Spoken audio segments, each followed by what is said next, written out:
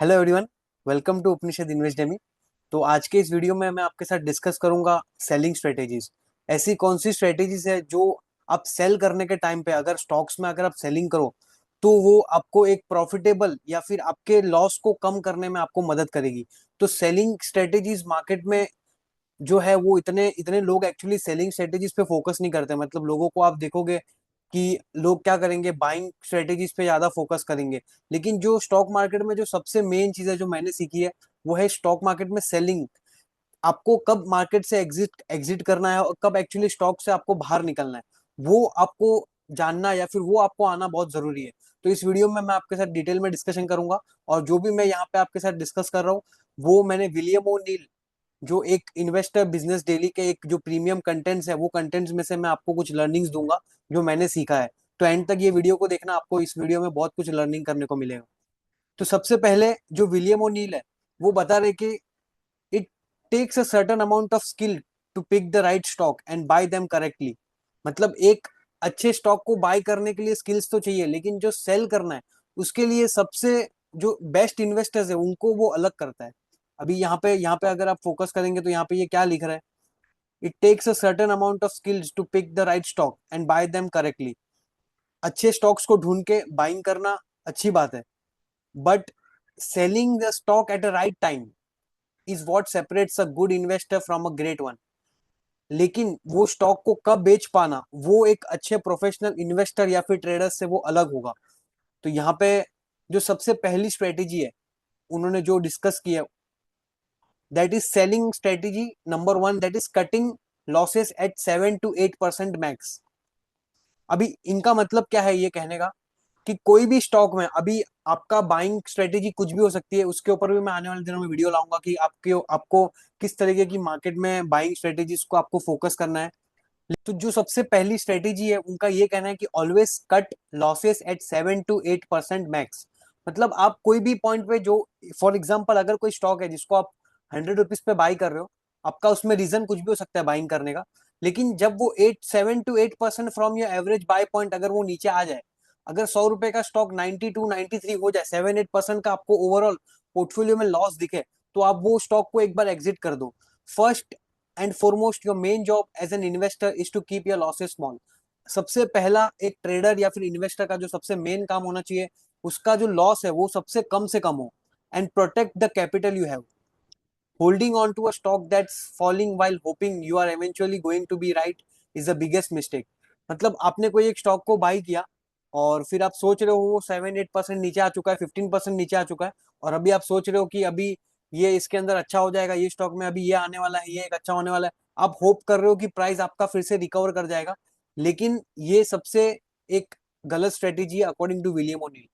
तो ये बता रहे कि अगर आप ये एक सिंपल स्ट्रेटेजी को आप फोकस करो, आप कोई भी बाइंग के लिए कोई भी स्ट्रेटेजी यूज करिए, उससे कोई मतलब नहीं है। अगर आप ये सिंपल एक स्ट्रेटेजी कि जैसे ही आपने कोई भी स्टॉक को लिया, जैसे ही 7 to 8% का आपको लॉस दिखा, आप वो स्टॉक में से निकल जाओ एक बार के लिए। हो सकता है फिर से वो स्टॉक बिल्डअप हो और फिर से आपको एक बाइंग करने के लिए अपॉर्चुनिटी मिले। तो 7 to 8% लॉस के अंदर आप वो जो है वो स्टॉक से एक बार के लिए निकल जाइए। तो ये उनकी सबसे मेन स्ट्रेटेजी, जो स्ट्रेटेजी नंबर वन है।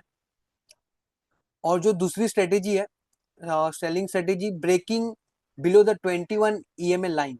अभी ये जो बता रहे हैं ये इनका मतलब है कि जो स्टॉक है वो अपने 21 EMA के लाइन को अगर नीचे आके ब्रेक कर दे। फॉर एग्जाम्पल अगर कोई स्टॉक है, यहाँ पे मैं आपको एग्जाम्पल देता हूँ, ठीक है। तो यहाँ पे एक स्टॉक है जो ऐसे ऐसे इस तरीके से ऊपर जा रहा है और ये इसकी मूविंग एवरेज है 21 EMA। तो जैसे ही 21 EMA को ये स्टॉक ऊपर से नीचे ब्रेक करे, आप यहाँ पे ये पॉइंट पे एग्जिट हो जाओ वो स्टॉक से।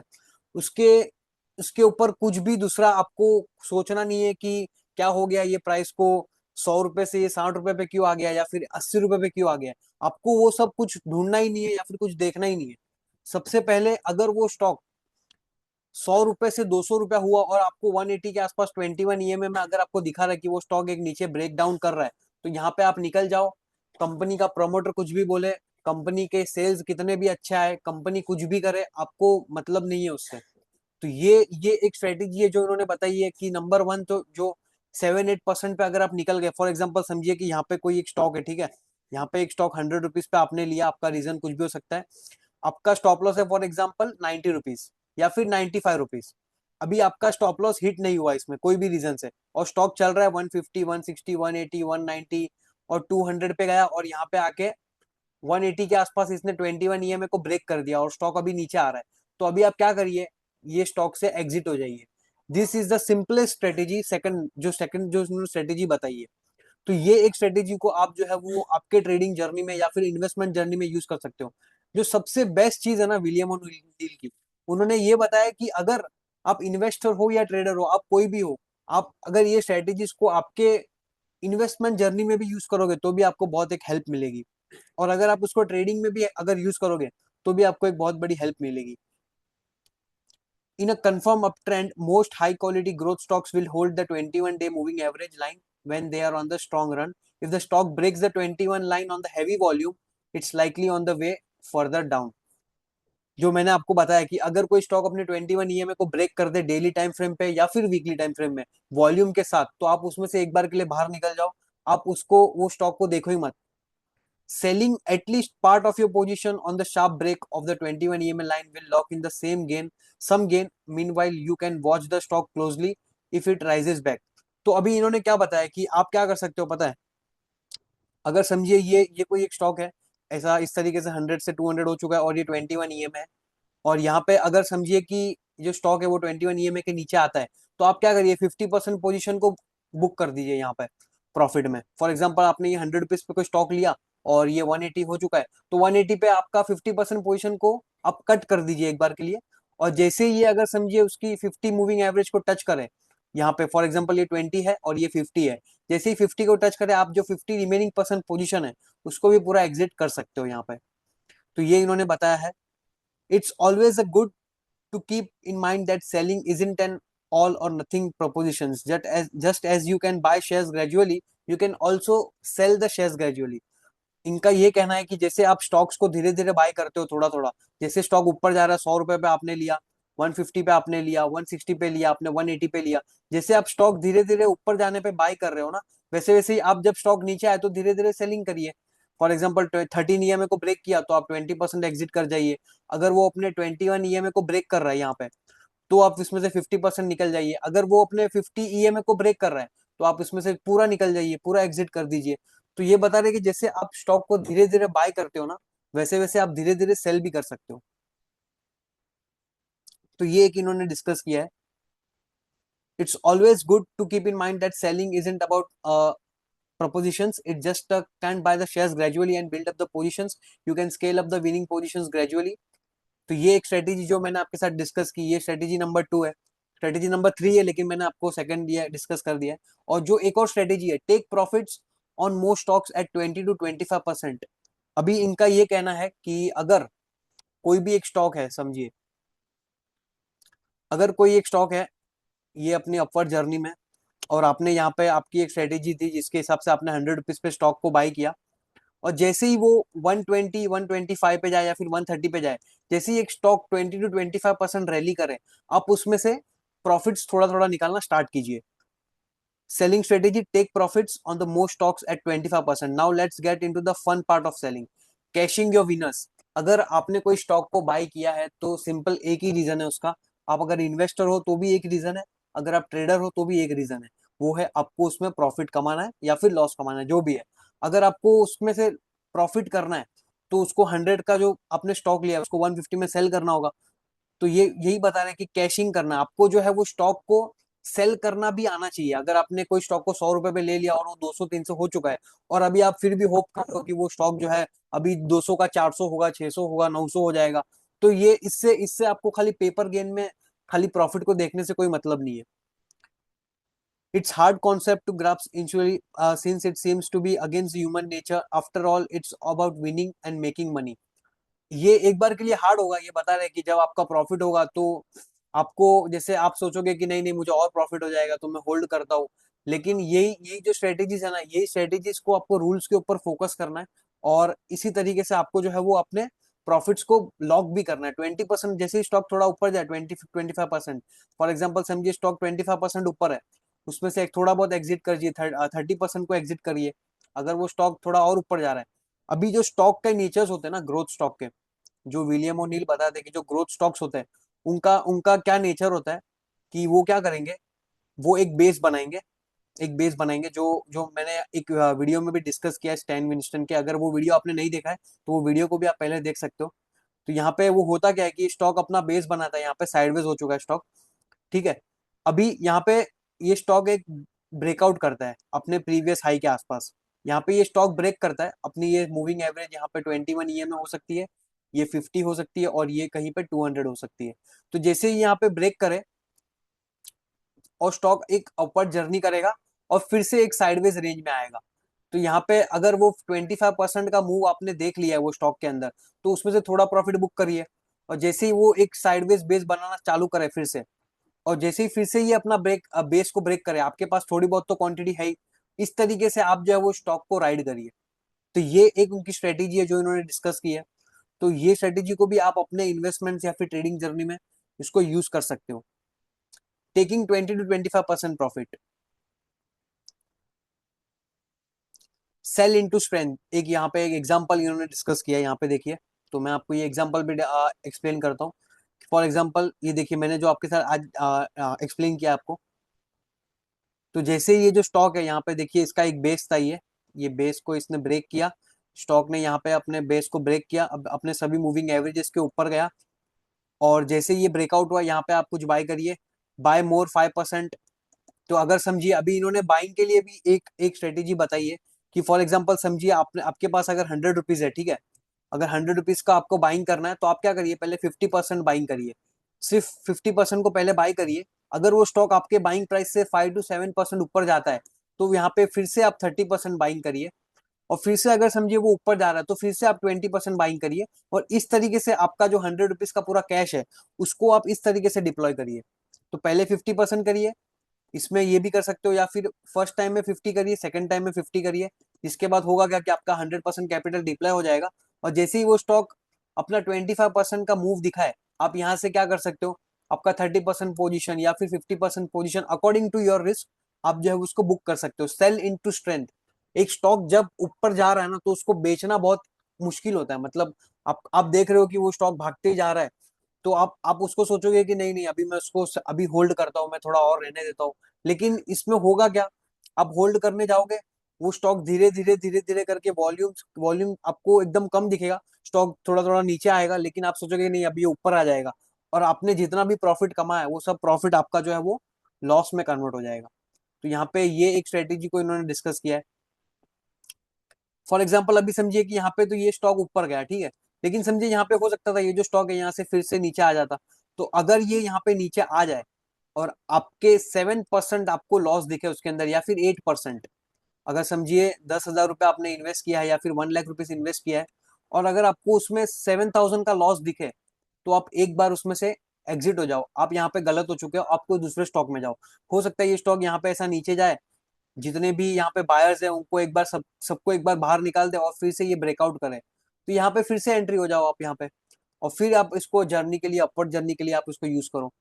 तो इस तरीके से जो मैंने दो आपके साथ जो स्ट्रेटेजी डिस्कस की, ये स्ट्रेटेजीज को आप आपके ट्रेडिंग या फिर इन्वेस्टमेंट जर्नी में यूज कर सकते हो, जिसके जिसके कारण आपको जो है वो बहुत हेल्प होगा। Selling strategy number 4। तो अभी जो फोर्थ स्ट्रेटेजी है जो मैंने आपके साथ ऑलरेडी डिस्कस कर ली है, कि जब स्टॉक अपने 50 मूविंग एवरेज को ब्रेक कर दे, आप सिंपली एग्जिट हो जाओ। ये सेलिंग रूल्स इन्होंने, विलियम ओनील ने इतने सिंपल सेलिंग रूल्स बताए कि ये इतने इजी है ना, इसीलिए शायद सबको हार्ड लगता है, और इसीलिए मेरे को लगता है कि ट्रेडिंग इतनी इजी है, इसीलिए वो हार्ड है। क्योंकि इतना इजी कैसे हो सकता है, इन्होंने इतना सिंपल समझा है कि अगर कोई स्टॉक अपनी 21 ईएमए को ब्रेक कर दे, आप एग्जिट हो जाओ, आप उसमें से एग्जिट नहीं होंगे। जैसे ही वो स्टॉक अपने 50 ईएमए को ब्रेक कर दे, यहाँ पे मैंने ये वाली स्ट्रेटेजी भी आपके साथ पहले डिस्कस की थी, कि जैसे ही ये अपने स्टॉक जो भी है अपना 50 ईएमए को ब्रेक कर दे, आप वहां से एग्जिट हो जाओ। On high volume that science that the institutionals are heavily selling stocks against the take profit protect against your further losses. Heavy institutional sellings in turn will push the price even lower. अभी ये क्या बोल रहे हैं कि अगर आपने समझे 21 ईएमए पे नहीं उसको सेल किया, तो ये आप एक और स्ट्रेटेजी को यूज कर सकते हो, 50 ईएमए।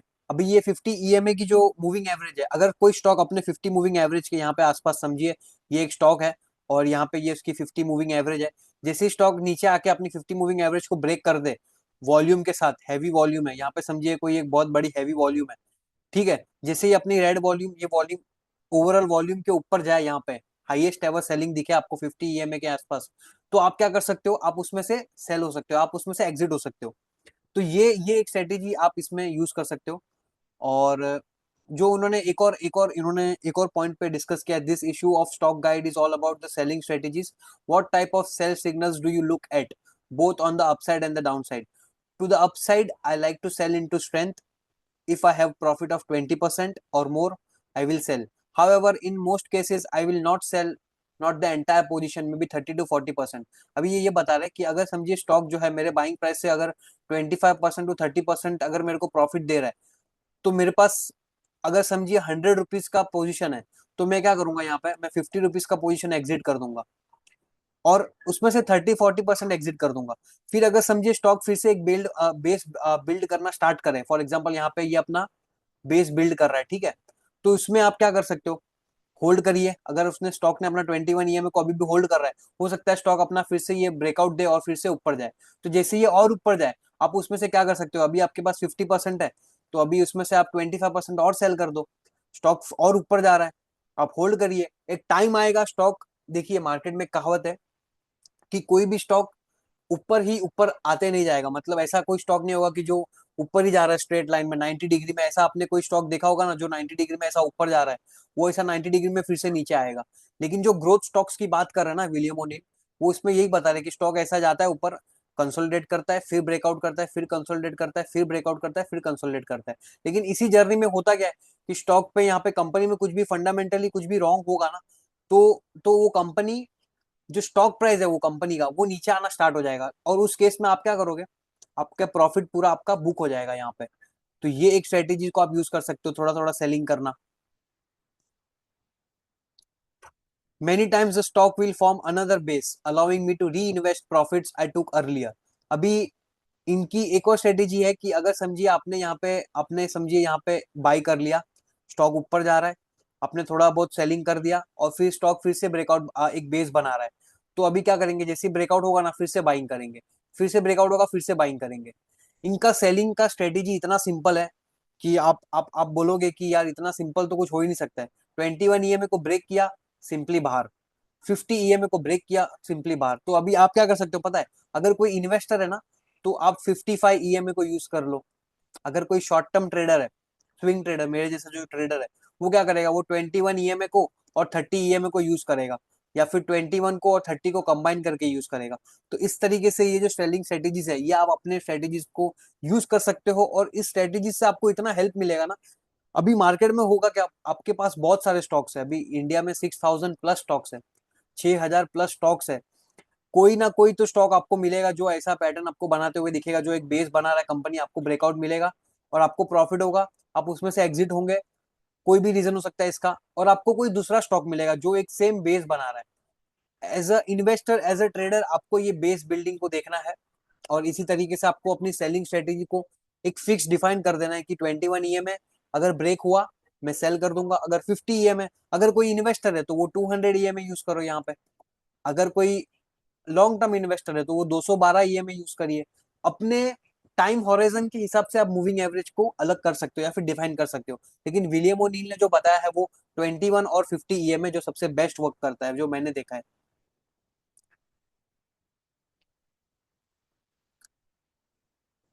अभी इनके कुछ और टेकअवेज है यहाँ पे जो ये बता रहे हैं कि, for example takeaway number 3, trust your guts when the fundamentals and the technicals look great, trust your gut feeling and when you are holding, look for those signs of reconfirmation in case of ANF, accommodates and convictions made more aggressively।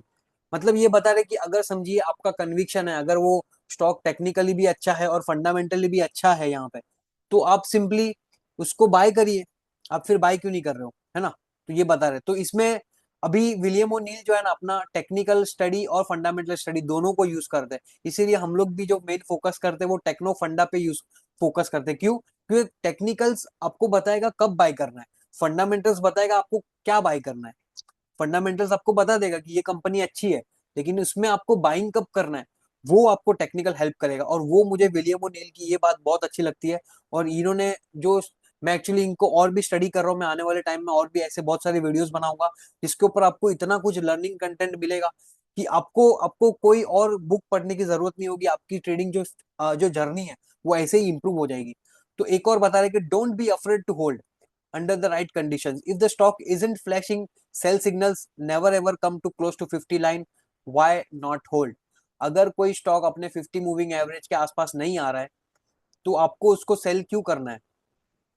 अगर अगर समझिए कोई stock है जो अपने ये 50 moving average के आसपास, ये इसकी मूविंग एवरेज है, स्टॉक ऐसा ऐसा चल रहा है, धीरे धीरे ऊपर जा रहा है, तो आपको इसको बेचना क्यों है? क्यों बेचना है? आप बेच दोगे कि भाई नहीं नहीं 100 का 200 हो गया तो बेच देता हूँ, लेकिन विलियम ओनील ऐसा नहीं करेंगे। वो यहाँ पे अगर 200 हो चुका है या फिर 400 हो चुका है, अपना प्रॉफिट 4 गुना हो चुका है, तो भी वो सेल नहीं करेंगे जब तक अपना मूविंग एवरेज उसको बताएगा नहीं सेल करने के लिए।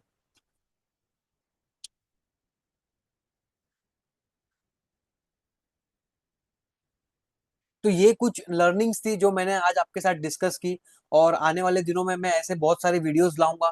तो अगर ये कंटेंट आपको अच्छा लगा हो तो आप इसको सब्सक्राइब करिए, लाइक करिए, शेयर करिए। आने वाले दिनों में मैं और भी विलियम ओनील जो है इनके ऊपर मैं और डिटेल में स्टडी कर रहा हूँ, इनकी स्ट्रेटेजी, स्टॉक स्पेसिफिक, मैं और भी केस स्टडीज डिस्कस करूंगा जो इंडियन मार्केट में काम की है, और इतना सिंपल कर दूंगा ट्रेडिंग को, इतना सिंपल स्ट्रेटेजीज मैं आपके साथ डिस्कस करूंगा। ये चैनल का एक ही मेरा मकसद है कि ट्रेडिंग और इन्वेस्टिंग को इतना सिंपल करना है, क्योंकि ऑलरेडी आपको लोग ट्रेडिंग इंडिकेटर सेल कर रहे हैं, ऑलरेडी आपको लोग सिग्नल सेल कर रहे हैं, लेकिन सिग्नल्स को सेल, एक्चुअली अगर आप मार्केट को देखोगे तो मार्केट जो है ना वो आपके रूल्स, अगर आप कुछ रूल्स बना लो ना तो इतना सिंपल है कि वो इतना सिंपल होने के कारण ही लोग एक्चुअली उसको समझ नहीं पाते कि भाई इतना सिंपल कैसे हो सकता है। अगर ट्रेडिंग इतना सिंपल है तो लोग पैसा क्यों नहीं कमा रहे? उसका रीजन भी यही है, क्योंकि वो इतना सिंपल है। तो मिलता हूं मैं आपको एक नेक्स्ट वीडियो में। Thank you everyone.